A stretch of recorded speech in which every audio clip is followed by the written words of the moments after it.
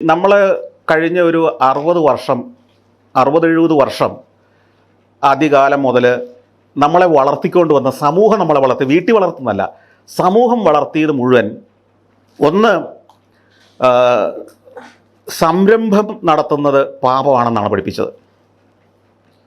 ഒരു 25 കൊല്ലം മുമ്പ് അല്ലെങ്കിൽ 30 കൊല്ലമോ 40 കൊല്ലം അല്ലെങ്കിൽ നമ്മളൊക്കെ സ്കൂളിൽ പഠിക്കുന്ന കാലത്ത് നിങ്ങൾ നല്ലൊരു ബിസിനസ്സുകാരനാവണമെന്ന് ആരെങ്കിലും എന്തെങ്കിലും പറയാൻ ധൈര്യം കാണിച്ചിട്ടുണ്ടോ? മാത്രമല്ല നമ്മുടെ സമൂഹവും നമ്മളും ചിന്തിച്ചെന്താ, ബിസിനസ്സുകാരെന്ന് പറയുന്നത് മുഴുവൻ ഇന്നൊരു കള്ളക്കടത്തുകാരനെ കാണുന്ന പോലെയല്ലേ. ഇന്നും വലിയ മാറ്റമൊന്നും വന്നിട്ടില്ല. ബിസിനസ്സുകാർ മക്കളൊക്കെ രക്ഷപ്പെട്ടു, ഒരുത്തം മാത്രം ബിസിനസ്സാ എന്ന് പറയുന്ന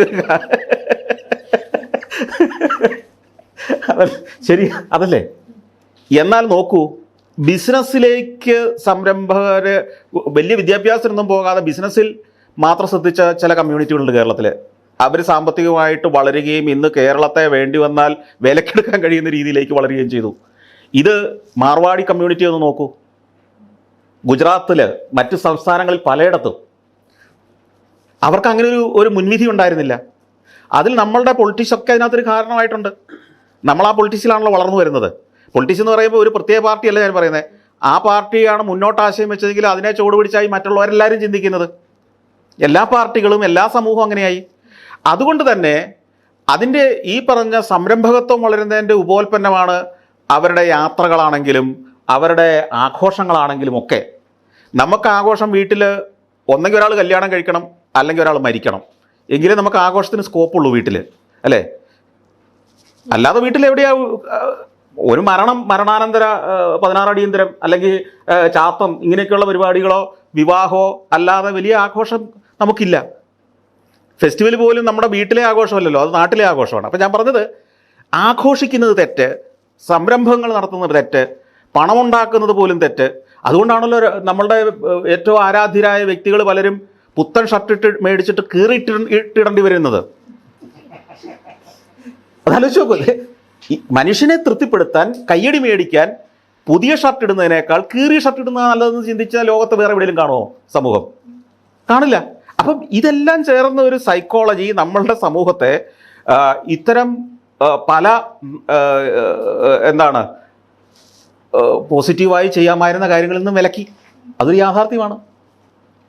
ഇതോടൊപ്പം കുട്ടി വായിക്കാവുന്ന ഒരു സംഭവമായിട്ട് തോന്നിയിട്ടുണ്ട്. മലയാളിയുടെ ഈ എൻവയൺമെന്റലിസത്തെ ഭയങ്കര റൊമാൻറ്റിസൈസ് ചെയ്തിട്ട് ഏതൊരു പ്രോജക്റ്റ് കൊണ്ടുവരുമ്പോഴും പശ്ചിമഘട്ടത്തെ പറ്റി ഒരു 10 കവിതകൾ ഇവിടെ ഇറങ്ങും.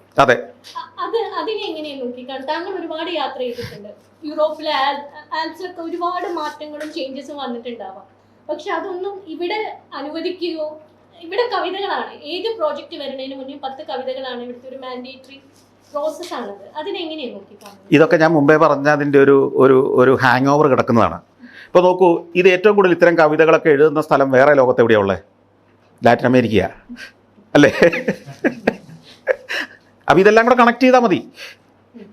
എന്നാൽ ഏറ്റവും കൂടുതൽ വനം നശിക്കുന്നത് ബ്രസീലിലുമാണ്. ഇത് തമ്മിൽ ബന്ധമൊന്നുമില്ല. ഇപ്പം ഞാൻ പറഞ്ഞില്ലേ, ഇപ്പോൾ നമ്മളൊരു ഫിലിം ഫെസ്റ്റിവൽ നടക്കുകയാണെങ്കിൽ ഫിലിം എടുക്കാത്തവരായിരിക്കില്ലേ അവിടെ ഏറ്റവും വർണ്ണശബളമായിട്ട് സംസാരിക്കുകയും വേഷം കെട്ടുകയും ചെയ്യുന്നവർ ഒരു ഫിലിം ഫെസ്റ്റിവലിൽ. സൂപ്പർ ഹിറ്റ് സിനിമകൾ എടുത്തവരൊക്കെ ഒതുങ്ങി അതിൻ്റെ സൈഡിൽ കൂടെ അങ്ങ് പോയിട്ട് പോകുന്നേ ഉണ്ടാവുള്ളൂ. യൂറോപ്പ് എങ്ങനെ ഇതിനെ ഹാൻഡിൽ ചെയ്യുന്നത്? ഈ എൻവയൺമെന്റിനെ എഫക്ട് ചെയ്യാതെ ഡെവലപ്മെന്റ് എങ്ങനെയാണ് അവർ സാധ്യമാക്കുന്നത്? അവിടെ ഈ വ്യക്തമായ ഒരു നിയമമുണ്ട്. ഇപ്പം അവർ എൻവയോൺമെൻറ്റിനെ നശിപ്പിക്കുന്നില്ല എന്നൊന്നും പറയാൻ പറ്റില്ല, ഉണ്ടാവാം. പക്ഷേ അവിടെ ഒരു പൊതുബോധം, ഈ പറഞ്ഞ പാട്ടെഴുത്തും കവിതയെഴുത്തും തെരുവ് നാടകത്തിനും അപ്പുറം അവിടെ ഇതൊക്കെയുണ്ട്. ഞാൻ ഈ ബെർലിനിൽ ഒരു കോവിഡിന് തൊട്ട് മുമ്പ് യാത്ര ചെയ്യുമ്പോൾ അവിടെ ബെർലിനിലെ ഒരു വലിയ ഉദ്യാനമുണ്ട്. ഞാൻ എൻ്റെ പേര് വിട്ടുപോയി. ഈ ഉദ്യാനം മുഴുവൻ കൂടാരം അടിച്ചിരിക്കുക ആളുകൾ. അപ്പോൾ ഞാൻ ഇതിനകത്തോട്ട് കയറി ചെന്നു. അപ്പോൾ ഞാൻ ക്യാമറയായിട്ട് കയറി ചെന്നത് കൊണ്ട് അവർക്കൊരു സ്വീകാര്യത വന്നു.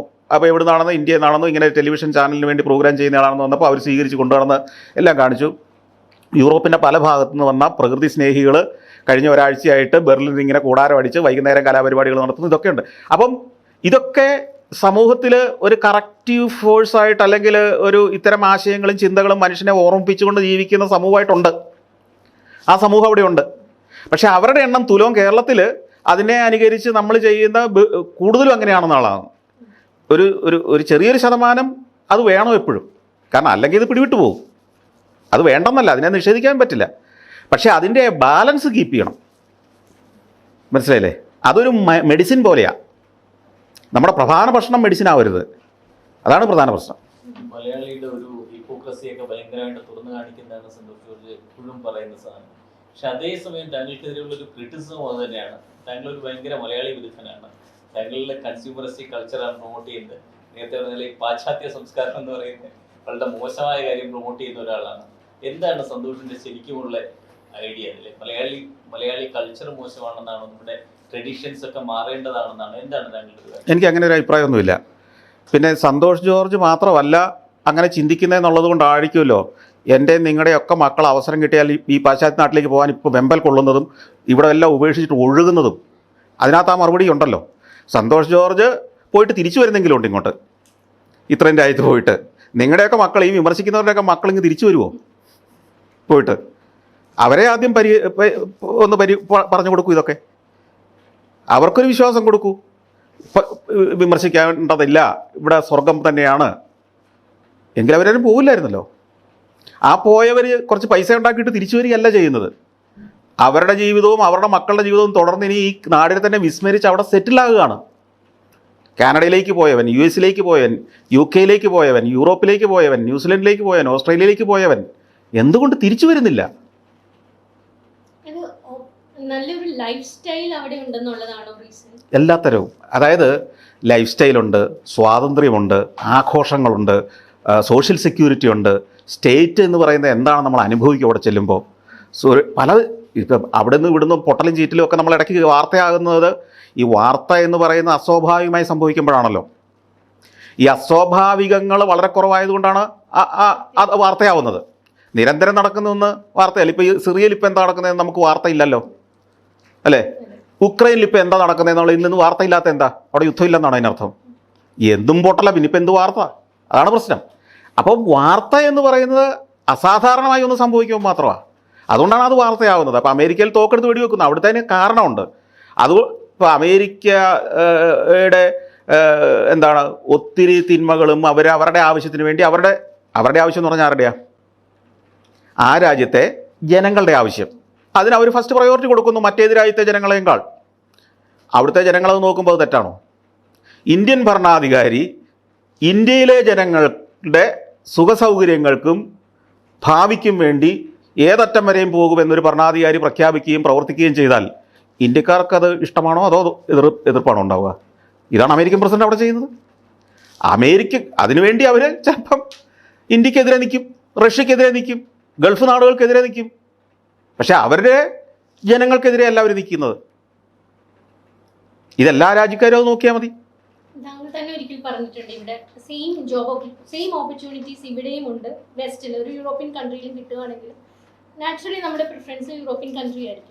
അപ്പം അതിൻ്റെ അർത്ഥം ഇവിടെ ഓപ്പർച്യൂണിറ്റി ഇല്ല എന്നുള്ളതല്ല, പക്ഷേ Europe has much more things to offer. അതാണ് നമ്മുടെ റീസൺ. അതായത് നമ്മൾ കാര്യങ്ങളെ സിസ്റ്റമാറ്റിക്കായിട്ടും പ്രൊഫഷണലായിട്ടും സയൻറ്റിഫിക്കായിട്ടും ഒക്കെ അപ്രോച്ച് ചെയ്യുകയും നമുക്കെല്ലാം നമ്മുടെ വ്യക്തി സ്വാതന്ത്ര്യം ഉണ്ടാവുകയും. ഇപ്പോൾ ഞാൻ സിമ്പിളായിട്ടൊരു കാര്യം പറയാം. ഇപ്പോൾ വീട്ടിലെ കാര്യം എടുക്കുക. കേരളത്തിൽ അത് പുറത്ത് ചർച്ച ചെയ്യാൻ ആദ്യ ആളുകൾ ഇഷ്ടപ്പെടുന്നൊരു കാര്യമല്ല. ഇവിടെ 2 സ്ത്രീകളുടെ സാന്നിധ്യം ഇവിടെയുള്ളത്. വീട്ടിൽ ജോലി ചെയ്യുന്നത്, അല്ലെ വീട്ടിൽ നമുക്ക് കിട്ടുന്ന പദവി, നമുക്ക് കിട്ടുന്ന സ്വാതന്ത്ര്യം, നമുക്ക് കിട്ടുന്ന പരിഗണന, ഈ പറഞ്ഞ കാര്യങ്ങളിൽ കേരളത്തിലെ എത്ര ശതമാനം സ്ത്രീകൾ പൂർണ്ണ സംതൃപ്തരാണ്? ഇപ്പം പറയണ്ട. എന്നാൽ ഇതേ സ്ത്രീകൾ അമേരിക്കയിലേക്ക് ലാൻഡ് ചെയ്താൽ ആ നിമിഷം മുതൽ വേറൊരു സ്ത്രീയാകുകയാണ്. ഞാനിത് കണ്ടിട്ടുള്ളതാണ്. അവിടെ ഭക്ഷണം വിളമ്പുന്നിടം പോലെ, പാചകം ചെയ്യുന്നിടം പോലെ ഈക്വൽ റെസ്പോൺസിബിലിറ്റിയും പാർട്ട്ണർഷിപ്പുമാണ്. ഭാര്യ പാചകം ചെയ്താൽ പാത്രം കഴുകുകയും ഭക്ഷണത്തിന് ശേഷം പാത്രം കഴുകി വയ്ക്കുകയും ചെയ്യുന്ന ഭർത്താവാണ്. എങ്ങനെയാണ് ഇവിടെ വരെ 35 വയസ്സ് വരെ 30 വയസ്സ് വരെ കേരളത്തിൽ ജീവിച്ച ഒരാൾ അമേരിക്കയിൽ ചെന്ന പിറ്റേ ആഴ്ച മുതൽ സിസ്റ്റം മാറുന്നത് എങ്ങനെയാണ്? അത് ആ സമൂഹം ഉണ്ടാക്കിയ മാറ്റമാണ്. ഇതൊക്കെ അനുഭവിച്ച ഒരു സ്ത്രീ തിരിച്ച് നാട്ടിൽ വന്ന് ജീവിക്കാൻ ഇഷ്ടപ്പെടുമോ? ഇങ്ങനെ ഓരോ ആൾക്കും അവരവരുടെ നേട്ടങ്ങളെക്കുറിച്ച്, അവർക്കുണ്ടായ സംതൃപ്തിയെക്കുറിച്ച്, അവർക്കുണ്ടായ ജീവിതത്തിലെ മാറ്റത്തെക്കുറിച്ച് പറയാനുണ്ടെങ്കിൽ അവരവിടെ ജീവിക്കുന്നു. അതാണ് കാരണം. അല്ലാതെ ഇവിടെ തൊഴിലില്ലാത്തത് കൊണ്ടല്ല. കേരളത്തിൽ തൊഴിലില്ലെങ്കിൽ ഇത്രയും ലക്ഷം ബീഹാറികളും ഉത്തരേന്ത്യക്കാരും എങ്ങനെ ഇവിടെ വന്ന് ജോലി ചെയ്യുന്നത്? അവരും ദിവസം 1000 രൂപയെങ്കിലും ഉണ്ടാക്കുന്നില്ലേ? എന്ന് വെച്ചാൽ മാസം ഒരു 25,000 രൂപ വരുമാനം ഉണ്ടാകുന്നില്ലേ അവർക്കും? 25,000 രൂപ ഒരു വലിയ സ്കിൽഡ് അല്ലാത്ത, ഒരു വലിയ എഡ്യൂക്കേറ്റഡ് അല്ലാത്ത ഒരാൾക്ക് കൂലി കിട്ടുക എന്ന് പറയുന്നത് മോശമല്ല കേരളത്തിൽ ഇന്നത്തെ സാഹചര്യത്തിൽ. പല പ്രൈവറ്റ് കമ്പനികളിലും അത്രയും സാലറി കിട്ടുന്നില്ല പലർക്കും. അപ്പോൾ അത്രയും സാലറി കിട്ടാൻ 35 ലക്ഷം പേർക്ക് നമ്മൾ തൊഴിൽ കൊടുക്കുന്നുണ്ട് ഇവിടെ. അപ്പോൾ ഇവിടെ തൊഴിലില്ലാത്തത് കൊണ്ടോ തൊഴിലിന് അവസരം ഇല്ലാത്തത് കൊണ്ടോ അല്ലല്ലോ, പലവിധ കാരണങ്ങൾ കൊണ്ടാണ്. അപ്പോൾ നമ്മൾ അവർ ഇപ്പോൾ ഒരു ഉദാഹരണം പറഞ്ഞാൽ, ഇപ്പോൾ അടുത്ത ദിവസങ്ങൾ നമുക്ക് വലിയൊരു ബോട്ടപകടം ഉണ്ടായി. നമ്മളതിനെ പഴിക്കുന്നതോ അല്ലെങ്കിൽ നിയമം കർശനമാക്കുന്നതിൻ്റെ ഭാഗമായിട്ട് നടപ്പാക്കുന്ന ഒരു പ്രധാന കാര്യം എല്ലാവരും ലൈഫ് ജാക്കറ്റ് ധരിക്കണമെന്നുള്ളതാണ്. ഈ ലൈഫ് ജാക്കറ്റ് ധരിക്കുമ്പോൾ കൊടുക്കുന്ന മെസ്സേജ്, ഞാനതിനെതിരല്ല, ഞാൻ പറഞ്ഞത് നമ്മൾ ലൈഫ് ജാക്കറ്റ് ധരിക്കേണ്ടത് തന്നെയാണ്, സുരക്ഷാ മാനദണ്ഡങ്ങൾ പാലിക്കണം. പക്ഷേ ഒരു ബോട്ടിൽ കയറുമ്പോഴേ ലൈഫ് ജാക്കറ്റ് ധരിക്കുമ്പോൾ കിട്ടുന്നൊരു മെസ്സേജ് എന്താണ്? നിങ്ങൾ റിസ്കിലാണെന്നല്ലേ. ഒരു ഉല്ലാസയാത്രയ്ക്ക് കയറുന്ന ആൾക്ക് ആദ്യം കൊടുക്കുന്ന മെസ്സേജ് എന്താണ്? നിങ്ങൾ യൂറോപ്പിൽ ഇപ്പോൾ സീൻ നദിയുടെ, ഫ്രാൻസിലെ സീൻ നദിയിലൂടെ ബോട്ട് ക്രൂസുകൾ, നിങ്ങൾ വീഡിയോ ഒന്ന് എടുത്ത് നോക്കൂ. അല്ലെങ്കിൽ സ്റ്റാച്യു ഓഫ് ലിബർട്ടി കാണാൻ ന്യൂയോർക്കിൽ നിന്ന് ബോട്ടിലാണ് എല്ലാവരും പോകുന്നത്. എത്ര പേര് ലൈഫ് ജാക്കറ്റ് ധരിക്കുന്നുണ്ട്? അവർ വിശ്വസിക്കുന്ന ലൈഫ് ജാക്കറ്റിനെ അല്ല, ആ ബോട്ടിനെയും അവിടുത്തെ സിസ്റ്റത്തെയും അതിൻ്റെ ടെക്നോളജി അവർ വിശ്വസിക്കുക. ഇത് മുങ്ങില്ല എന്ന് പറഞ്ഞാൽ മുങ്ങില്ല, അതുതന്നെ കാര്യം. ഈ പറക്കുന്ന വിമാനത്തിൽ നമ്മൾ വിശ്വസിച്ചങ്ങ് കയറിയിരിക്കുകയല്ലേ. ഏത് നിമിഷവും ചാടാൻ റെഡിയായിട്ട് പാരച്യൂട്ടുമായിട്ടാണെങ്കിൽ എല്ലാവരും ഇരിക്കണമല്ലോ അവിടെ, വേണ്ടേ? ഈ എത്തും പിടിയില്ലാതെ ആകാശത്തോടെ പറക്കുന്നൊരു സാധനം നമ്മൾ പാരച്യൂട്ടും കൈപ്പിടിച്ചോണ്ടല്ല കയറിയിരിക്കുന്നത്. അപ്പം നമ്മുടെ മെഷീനറിയെ നമ്മൾ എന്ന് ഓഡിറ്റ് ചെയ്യും? ഈ നാട്ടും പുറത്തെ തെങ്ങുംതോപ്പിലിട്ട് പണത് നാട്ടിലെ വെൽഡർ പണതുണ്ടാക്കുന്ന ഒരു സാധനമായതുകൊണ്ടല്ലേ നിങ്ങൾ ലൈഫ് ജാക്കറ്റിനെ ആശ്രയിക്കേണ്ടി വരുന്നത്. ഒരു ബ്രാൻഡഡ് ബോട്ട് നിങ്ങൾക്ക് കേരളത്തിൽ കാണിക്കാൻ പറ്റുമോ? നിങ്ങൾ ഓടിക്കുന്ന കാറിൽ നിങ്ങൾ വിശ്വാസം അർപ്പിക്കുന്നത് ടൊയോട്ടയുടെയാണ് അല്ലെങ്കിൽ മഹീന്ദ്രയുടെയാണ് എന്നുള്ള ആ ബ്രാൻഡിലും അവരുടെ ടെക്നോളജിയിലുള്ള വിശ്വാസമല്ലേ? അല്ലെ നിങ്ങളുടെ നാട്ടും പുറത്തെ ഒരു വർക്ക്ഷോപ്പുകാരൻ ഒരു കാർ ഉണ്ടാക്കി നിങ്ങൾ തന്നാൽ നിങ്ങൾ ഈ പറഞ്ഞ ഹെൽമെറ്റ് അല്ല ഉരുക്ക് ചട്ടക്കൂടും ധരിച്ച് ചിലപ്പോൾ യാത്ര ചെയ്യേണ്ടി വരും. ഈ ചിന്തകളിൽ ഈ മാറ്റം വരണം. നമ്മൾ ഈ പറഞ്ഞു പോയ അവസാനം കൊണ്ടുപോയാണ് ഈ സെക്യൂരിറ്റി എന്ന് പറഞ്ഞ സാധനം നോക്കുന്നത്. ലൈഫ് ജാക്കറ്റ് ഇടാത്തതുകൊണ്ട് കുഴപ്പമായി എന്നാണ്. ഈ ബോട്ട് ഫിറ്റാണോ? ഈ ബോട്ട് പ്രൊഫഷണലി മെയ്ഡാണോ? ഞാൻ ചോദിക്കട്ടെ, ഒരു റോഡിൽ കൂടി ഒരു വാഹനം ബ്രാൻഡഡ് കമ്പനി ഇറക്കാനേ ഗവൺമെൻറ് സമ്മതിക്കും അല്ലേ? നിങ്ങളോ ഞാനോ ഒരു കാർ വെൽഡ് ചെയ്ത് ഇറക്കിയ ലൈസൻസ് കിട്ടുമോ? അങ്ങനെയാണെങ്കിൽ ഒരു ബോട്ട് വെള്ളത്തിൽ കൂടെ പോകുന്ന, അതിനേക്കാൾ അപകടകരമായ സ്ഥലത്തൂടെ പോകുന്ന ഒരു സാധനത്തിന് ഏതെങ്കിലും ബ്രാൻഡ് ഉൽപ്പാദിപ്പിക്കുന്ന സാധനം വേണ്ടേ? അല്ലെങ്കിൽ അതിന് കപ്പാസിറ്റിയുള്ള ഫാക്ടറിയിൽ നിന്ന് വേണ്ടേ ഇതുണ്ടാകാൻ? അങ്ങനെ എത്ര ഫാക്ടറി കേരളത്തിലുണ്ട്? എത്ര ബോട്ട് ബിൽഡേഴ്സ് കേരളത്തിലുണ്ട്? അപ്പോൾ ഇത്തരം അടിസ്ഥാനപരമായ വിഷയങ്ങളിലേക്കൊന്നും നമ്മുടെ ഗവൺമെൻറ് ചിന്തിക്കാൻ അത്രയും ചിന്താശേഷി പോലുള്ളവർ അവിടെ ഇല്ല എന്നുള്ളതാണ് ഇതിൻ്റെ സത്യം. ഇതൊക്കെയാണ് അവിടെ.